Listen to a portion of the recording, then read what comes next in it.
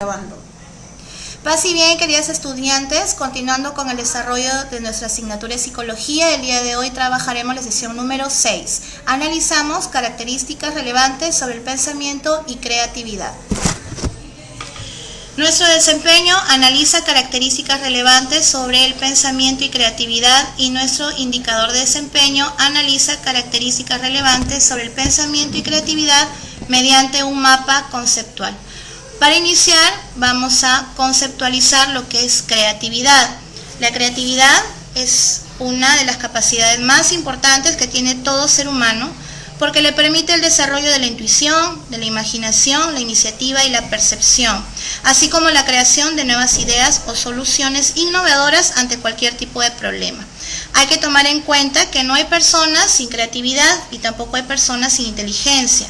La creatividad, como cualquier otra cualidad, debe ejercitarse, pues de lo contrario se reduce. Vamos a ver a continuación que existen tipos de creatividad. Primero vemos la creatividad plástica, aquella creatividad que se relaciona con formas, colores, texturas, proporciones y volúmenes. Esta creatividad la desarrolla mucho el profesional que estudia, por ejemplo, arquitectura. La creatividad fluente, que es la que está relacionada con los sentimientos, los afectos, las actitudes. En ella predominan los valores, los anhelos, los sueños, lo imaginativo y el simbolismo.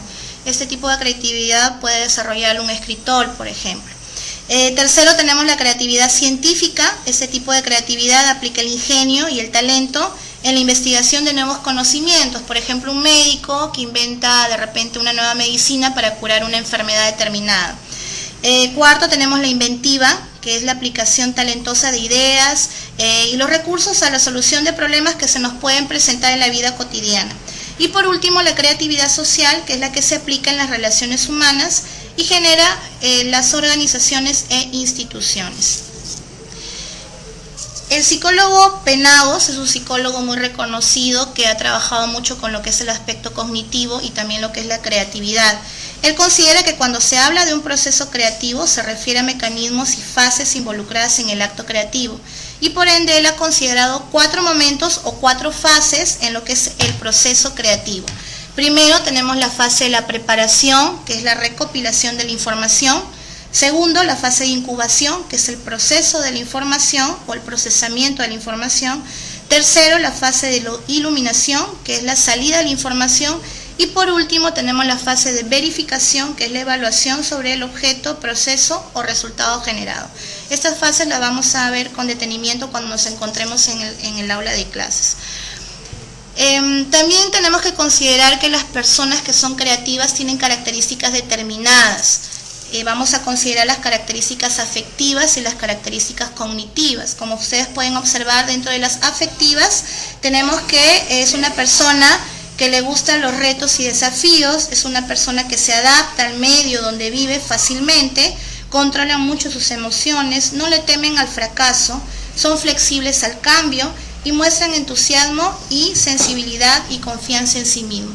Y dentro de las cognitivas tenemos que se plantean nuevos objetivos, son muy observadores, exploran un mayor número de alternativas, son más detallistas y usan mucho lo que es el proceso de abstracción.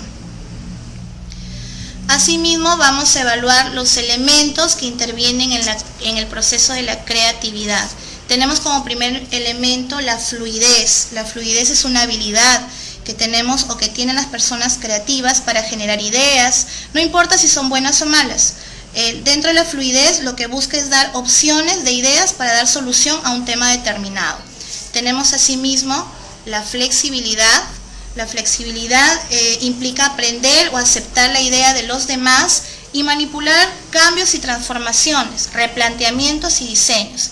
En la flexibilidad no requiere tener una sola respuesta correcta ante una situación, sino busca más posibilidades de respuestas, busca cambiar la óptica y pensar en algo diferente para lo cual fue hecho, ¿no? Es adaptarse al cambio constantemente.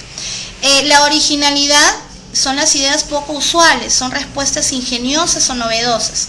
Las observaciones prácticas identifican esta cualidad como esencial en todos los productos que han dado origen en los procesos creativos.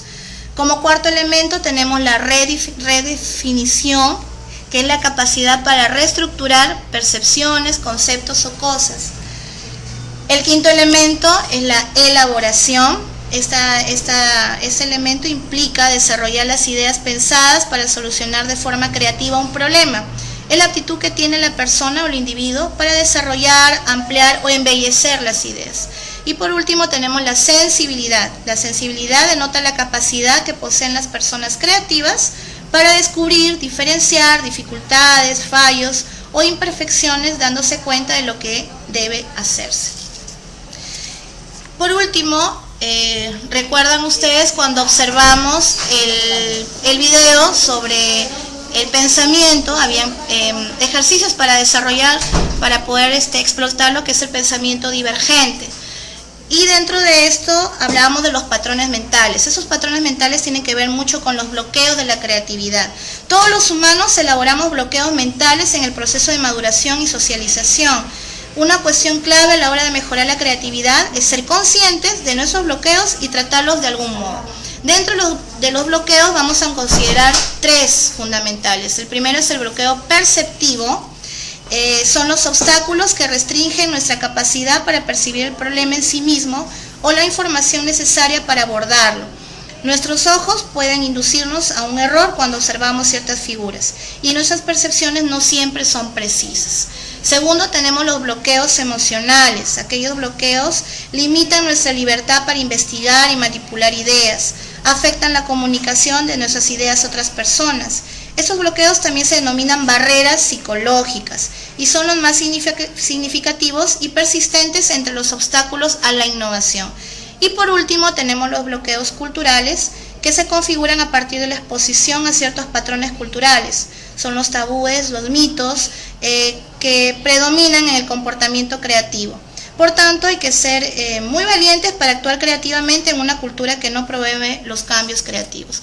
Muy bien, queridos estudiantes, esto ha sido todo por el día de hoy. Lo único que les voy a pedir, por favor, que impriman la ficha que está anexa en el presente tutorial para poder desarrollarlo y ampliarlo más en el salón de clase. Que tengan un día de paz y bien.